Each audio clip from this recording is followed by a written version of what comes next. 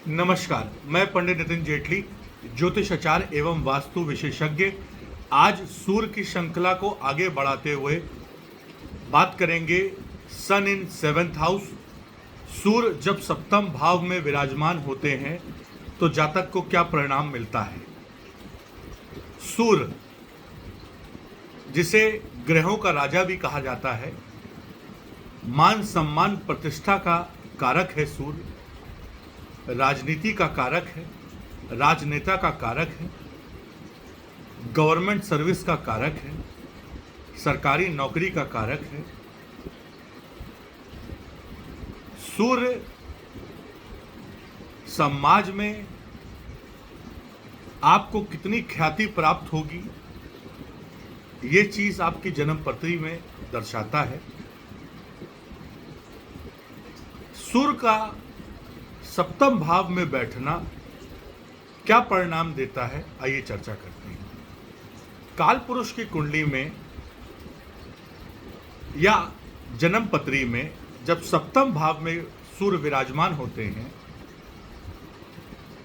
सप्तम भाव शुक्र का अपना स्थायी भाव है। सप्तम भाव शुक्र का घर माना जाता है।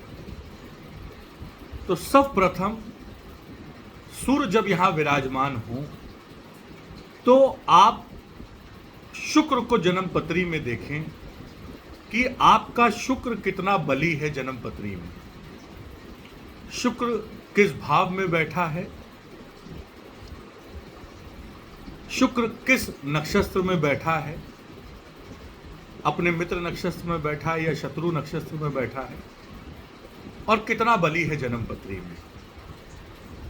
इसके साथ साथ ये देखें कि सूर्य आपका किस राशि में बैठा है। सप्तम भाव में सूर्य मेष राशि में उच्च का होता है और तुला राशि में नीच का, सिंह राशि में स्वग्रही,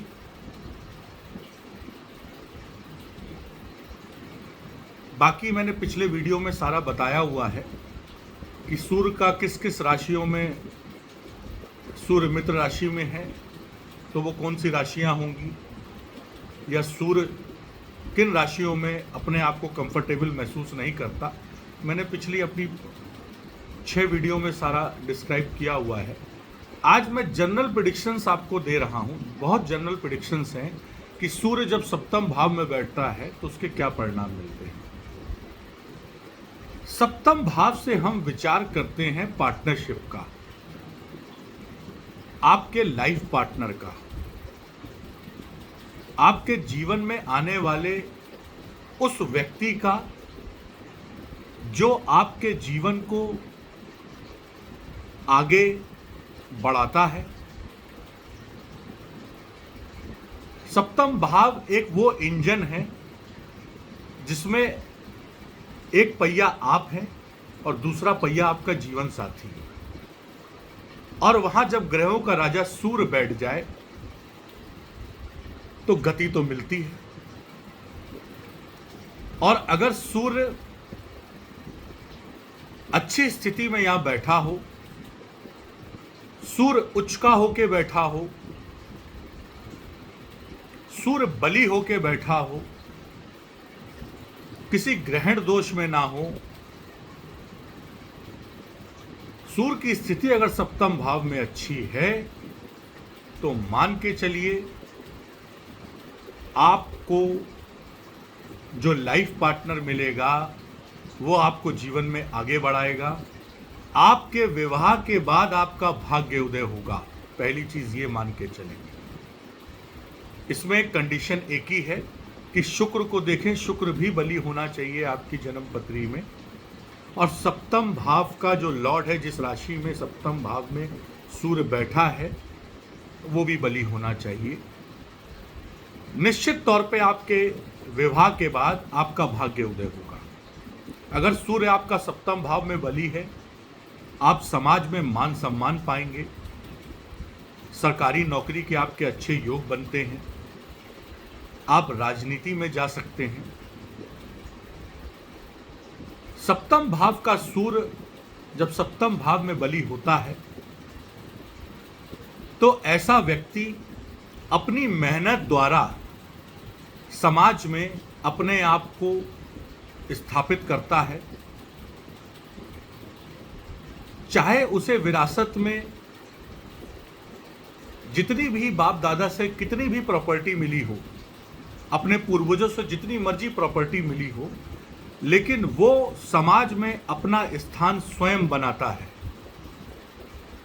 या ऐसे भी मान सकते हैं कि जब तक वह अपने समय में आता है, जब तक उसके पास या तो पूर्वजों की कोई प्रॉपर्टी नहीं रहती और वो स्वयं अपनी मेहनत से समाज में एक बहुत बड़ा मुकाम हासिल करता है। अपने जूनियर्स के साथ बहुत अच्छे संबंध होते हैं अगर सप्तम भाव में सूर्य हो, लेकिन सीनियर्स के साथ संबंध बहुत अच्छे नहीं होते अगर सप्तम भाव में सूर्य हो तो।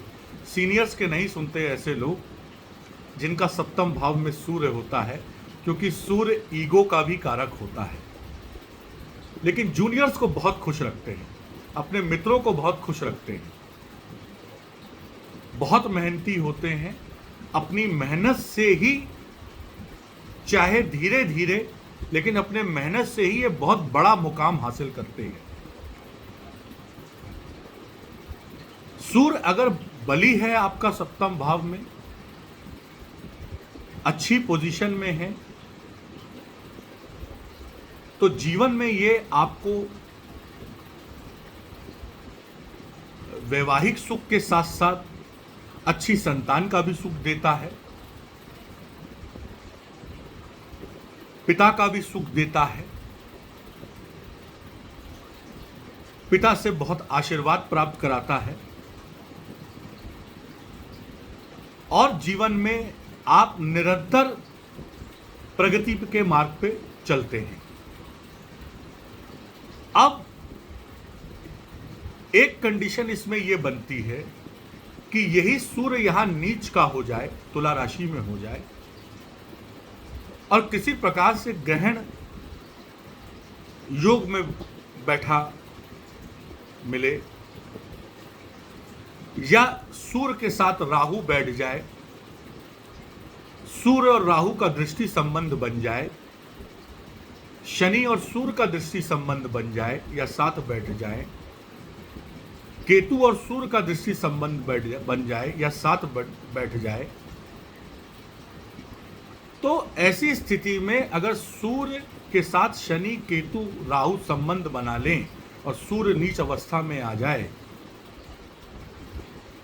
और नवमांश में भी D9 चार्ट पे भी सूर्य की स्थिति बहुत अच्छी नहीं मिली, तो फिर ये वैवाहिक जीवन में बहुत टकराव देते हैं और कई बार तो डाइवोर्स तक की भी स्थिति ले आते हैं, सेपरेशन दे देते हैं वैवाहिक जीवन में। पार्टनरशिप के लिए भी फिर ऐसा सूर्य अच्छा नहीं होता। आपका पार्टनरशिप, देखिए, लाइफ पार्टनर के साथ भी पार्टनरशिप होती है और जो आप व्यापार कर रहे हैं उसमें भी पार्टनरशिप होती है। इसीलिए कहा गया है कि सप्तम भाव में जिन जातक का सूर्य हो, उनको पार्टनरशिप करते हुए या जब भी वो पार्टनरशिप के लिए जाएं, चाहे वो वैवाहिक हो और चाहे वो अपने व्यापार में किसी से पार्टनरशिप कर रहे हों, उन्हें बहुत ध्यान देना होगा। अगर उनका सप्तम भाव का सूर्य है तो अगर ये बहुत अच्छी स्थिति में है सूर्य, तो आप पार्टनरशिप के लिए आगे बढ़ें। और वैवाहिक जीवन में भी इस सूर्य का बड़ा ध्यान रखना होगा।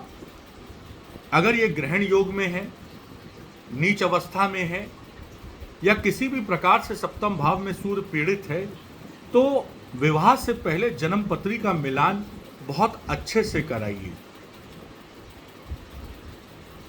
सप्तम भाव में सूर्य अगर नकारात्मक स्थितियों में है तो ये आपको अर्ली एज में बीपी की समस्या देगा, हेल्थ इश्यूज देगा, ब्लड प्रेशर का रोग जल्दी आता है ऐसे व्यक्ति को। साथ में देखा गया है कि पेट से संबंधित रोग भी ऐसे व्यक्ति को मिडिल एज तक आ ही जाता है। सप्तम भाव के सूर्य को अच्छा करने के लिए, बेहतर करने के लिए, अगर ये नकारात्मक शक्तियों में है तो इसके कुछ उपाय हैं। सुबह उठ के प्रातःकाल आप सूर्य को जल दें, आदित्य हृदय स्तोत्र का पाठ करें रविवार को, संडे को, और सप्तम भाव में अगर आपका सूर्य हो और किसी भी तरीके से आपके वैवाहिक जीवन में कोई बाधा चल रही हो या परेशानी चल रही हो, तो कोशिश करिए कि आप अपनी ईगो को अपने वैवाहिक जीवन में थोड़ा सा किनारे रखें। यह सबसे बड़ा उपाय है, क्योंकि उस सूर्य का सप्तम भाव में यही कार्य है, ईगो देना। इस चीज को अगर आपने अपने वैवाहिक जीवन में बाहर किया तो ये सूर्य वहां अच्छा फल देना शुरू कर देगा। वीडियो अच्छा लगा हो तो लाइक करें, सब्सक्राइब करें और चैनल को शेयर करें, और वो जो घंटी वाला बटन है उसे यूं प्रेस करते हैं। राधे राधे, जय श्री राम, हर हर महादेव।